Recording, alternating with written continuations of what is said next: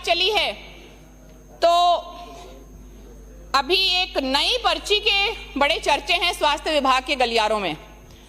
RUHS के जो VC पद पर महाराष्ट्र से बिलोंग करने वाले फार्मासिस्ट को लगाया गया है, वो राजस्थान के सभी वरिष्ठ, योग्य और अनुभवी चिकित्सकों की पर एक सवालिया निशान है। ये वही चिकित्सक हैं जिन्होंने अपने करियर में अभी तक हजारों लाखों स्पेशलिस्ट और सुपर स्पेशलिस्ट तैयार कर दिए गए।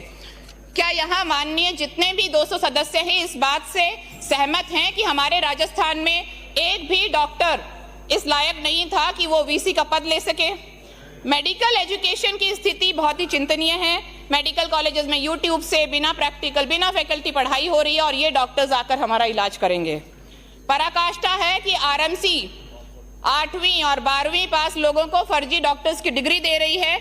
ऐसे लोग जब फील्ड में जाकर लोगों का इलाज करेंगे और मौतें होंगी तो वो सभी सरकार के खातों में लिखी जाएंगी और हत्या के रूप में लिखी जाएंगी। राजस्थान में अभी तक फिजियोथेरेपी काउंसिल नहीं, जबकि बाकी स्टेट्स में है। यहाँ से फिजियोथेरेपी BPT करने वाले लोगों को भर्तियां नहीं मिलती हैं, तो मेरी मांग है एक राजस्थान फिजियोथेरेपी काउंसिल स्थापित की जाए। यहाँ पर प्राइवेट कॉलेजेस में NMC के रेजिडेंट डॉक्टर्स को दिए जाने वाले स्टाइपेंड के खुले आम नियमों का उल्लंघन हो रहा है, पर सभी सरकारें आंखें मूंद कर बैठी हैं। राजमेस के नए कॉलेजेस में जैसे झुंझुनू, बारां आदि में NMC इंस्पेक्शन के लिए राजकीय और राजमेस कॉलेजों से चिकित्सक शिक्षकों को ट्रांसफर कर दिया गया। पीछे वाली कॉलेजेस में शिक्षकों की कमी हो गई। अब ऐसे जुगाड़ से हम मेडिकल शिक्षा का स्तर कैसे सुधार पाएंगे? राजकीय आयुर्वेद औषधालयों में करीबन 3000 योग प्रशिक्षक कार्यरत हैं। 2021 नियुक्ति के बाद ना उनका वेतन बढ़ा, ना उनका कार्यकाल बढ़ा। मेरी मांग है कि फुल टाइम नियुक्ति के साथ इनका वेतन बढ़ाया जाए। महिला स्वास्थ्य तो आपके लिए प्राथमिकता है ही नहीं, क्योंकि उड़ान योजना में पिछले 6 महीने से ज्यादा से सैनिटरी नैपकिन्स ही वितरण से केंद्रों पर नहीं पहुंच पाए। HIV इन्फेक्टेड हाई रिस्क महिलाओं की सर्वाइकल कैंसर स्क्रीनिंग की बात करी, पर कहीं भी बढ़ते हुए स्तन कैंसर स्क्रीनिंग की बात नहीं हुई।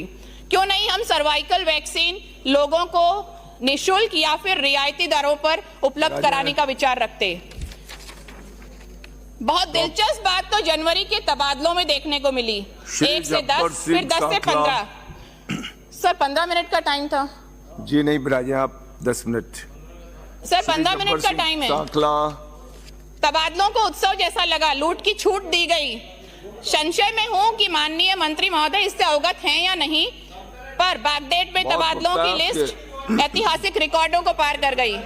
हम सभी मानते हैं कि मुख्यमंत्री महोदय बहुत ही सज्जन और सौम्य स्वभाव के हैं, पर बेड़ियों में जकड़े नजर आ रहे हैं और चक्रियों में फंसे नजर आ रहे हैं। उनकी हालत संयुक्त परिवार की उस नई बहू जैसी हो गई है, जहां परिवारजन आपस में झगड़ रहे हैं और बहू सभी को खुश रखने का भरपूर प्रयास कर रही है। मिलावट की बात आती है तो हमें शुद्ध खाद्य पदार्थ नहीं मिल रहे।